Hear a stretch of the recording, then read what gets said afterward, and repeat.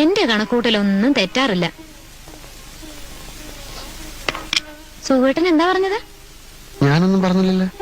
അല്ല, ശൈലജയെ പറ്റി സുഖേട്ടൻ പറഞ്ഞില്ലേ വെറും പച്ചപ്പാവാണെന്ന്? എന്നിട്ട് ഞാൻ അപ്പോഴേ പറഞ്ഞു ഇത്തിരി കൊമ്പ് കൂടുതലാണെന്ന്. കൊമ്പോ? മേനി പറിച്ചില്ലേ? അല്ല, അവളെ കുറ്റം പറഞ്ഞിട്ടും കാര്യമില്ല. മോഹനം കുറെ നാൾ പുറകെ നടന്നതല്ലേ, പിന്നെ അതിന്റെ ഒരു അഹങ്കാരമൊക്കെ കാണാതിരിക്കൂ. ഏയ്, ആ കുട്ടിക്ക് അങ്ങനെയൊന്നും ഇല്ലെന്നേ. സുഖേട്ടാ, ഒരു പെണ്ണിനെ മനസ്സിലാക്കാൻ വേറൊരു പെണ്ണിനെ കഴിയൂ.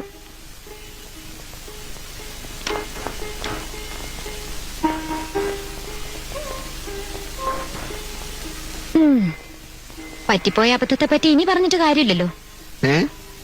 സുഖേട്ടന്റെ ഓഫീസിലെ എഞ്ചിനീയറുടെ ഭാര്യയ്ക്ക് ഇതേ ടൈപ്പ് മാലയുണ്ടെന്ന് പറഞ്ഞപ്പോ ഞാൻ അങ്ങ് വീണുപോയി. ഇതേ വെറും ഓൾഡ് ഫാഷനാ. കല്യാണത്തിന്റെ അന്ന് നോക്കിയപ്പോ എന്റെ കഴുത്തിൽ മാത്രമല്ലേ ഈ പഴഞ്ചൻ മാല. ഈ ഫാഷൻ ഇറങ്ങി തുടങ്ങിയിട്ടേ ഉണ്ടാവൂ. ഓ, മാലയുടെ ഫാഷനെ പറ്റിയൊന്നും സുഖേട്ടനൊന്നും അറിയില്ല. ഇത് ഒരുക്കിയിട്ടേ ഒരു കരിമണി മാല പണിതാലോ എന്ന് ആലോചിക്കാ. കരിമണിയോ? ആ, കറുത്ത മണികള് ഇങ്ങനെ ചെയിനിന്റെ ഇടക്കിടക്ക് പിടിപ്പിച്ചിട്ട്. ഇത്തിരി സ്വർണം വേണ്ടി വരും. എന്താണ് ഈ കരിമണി മാല? ഞാൻ കണ്ടിട്ടില്ല.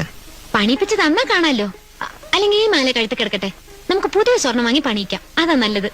ഇനിയിപ്പോ പ്രീതിയുടെ കല്യാണത്തിനാവട്ടെ. അയ്യോ, അതുവരെ കാത്തിരിക്കാൻ എനിക്ക് ക്ഷമയില്ല. നീ ഭക്ഷണം എടുത്തു നോക്ക്, എനിക്ക് വിശന്നിട്ട് വയ്യ. ഇത് പറ. ആലോചിക്കാന്നേ.